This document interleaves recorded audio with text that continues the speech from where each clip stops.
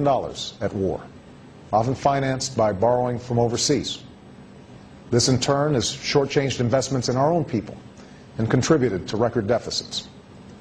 For too long, we have put off tough decisions on everything from our manufacturing base to our energy policy to education reform. As a result, too many middle-class families find themselves working harder for less, while our nation's long-term competitiveness is put at risk.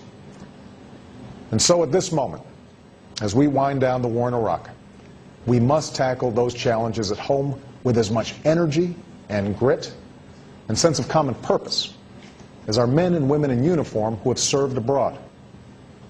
They have met every test that they faced. Now it's our turn. Now it's our responsibility to honor them by coming together, all of us, and working to secure the dream that so many generations have fought for.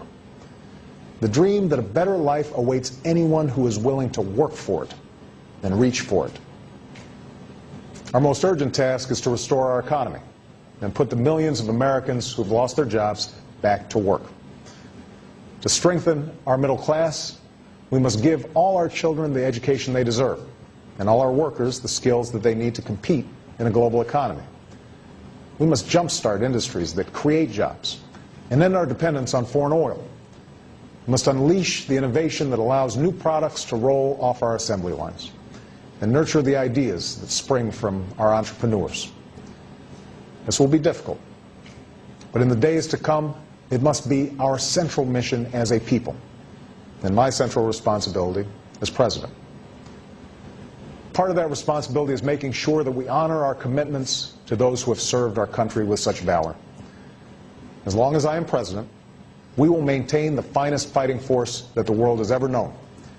And we will do whatever it takes to serve our veterans as well as they have served us. This is a sacred trust. That's why we've already made one of the largest increases in funding for veterans in decades. We're treating the signature wounds of today's wars, post-traumatic stress disorder and traumatic brain injury, while providing the health care and benefits that all of our veterans have earned.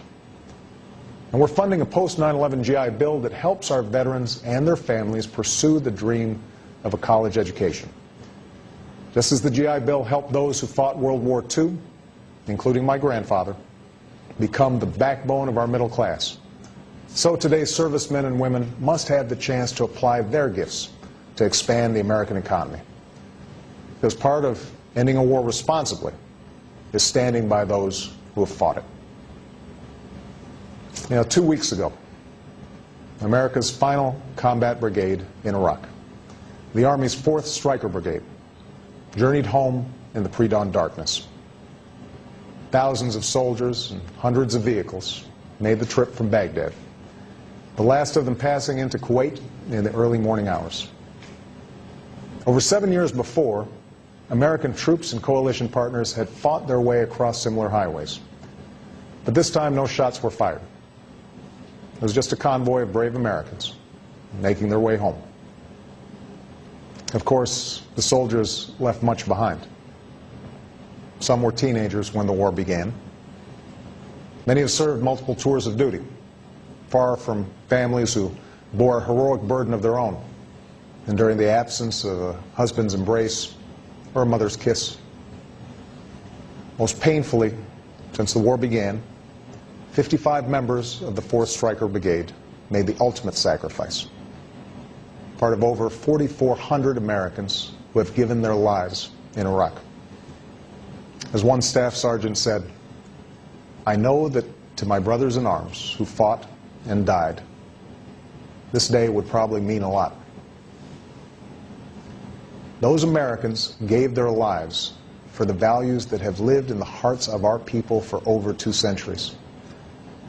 Along with nearly 1.5 million Americans who have served in Iraq, they fought in a faraway place for people they never knew. They stared into the darkest of human creations, war, and helped the Iraqi people seek the light of peace.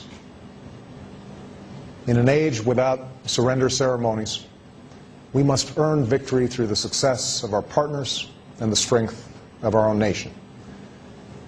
Every American who serves joins an unbroken line of heroes that stretches from Lexington to Gettysburg, from Iwo Jima to Incheon, from Khe Sanh to Kandahar. Americans who have fought to see that the lives of our children are better than our own. Our troops are the steel in our ship of state.